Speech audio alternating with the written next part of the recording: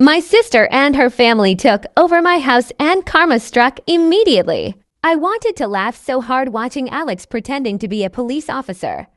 He was just amazing. His last sentence was enough to send Holly and Nicholas into a panic. "We are sorry," Holly began. "We will pack up." They quickly began throwing their things into their bags. "If you leave right now," Alex said sternly, "I will not file charges. But you will return the key and never trespass again." They did not need to be told twice. Alex and I watched in silence as they grabbed their kids and their bags and bolted out of the house.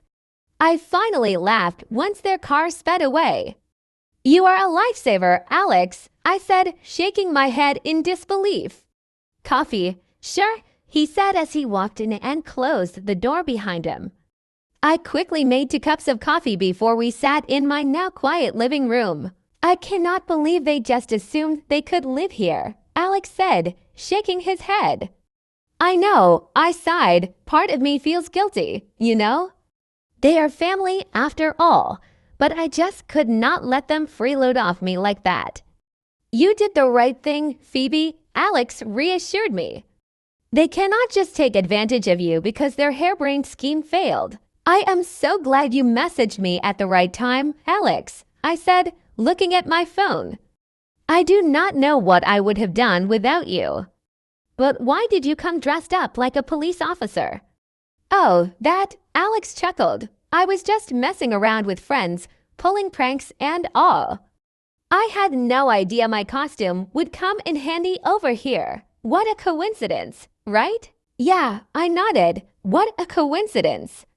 As we talked, I could not help but think of the consequences of my actions. Had I done the right thing, would this drive an irreparable wedge between me and my sister? But then I looked around my living room. It was my space, and I had worked so hard for it. I thought about all the long hours and the sacrifices I had made to buy a house and realized I could not let Holly and Nicholas just take over everything. I also realized it was okay to put myself first. It was okay to stand up for myself and not let people walk all over me.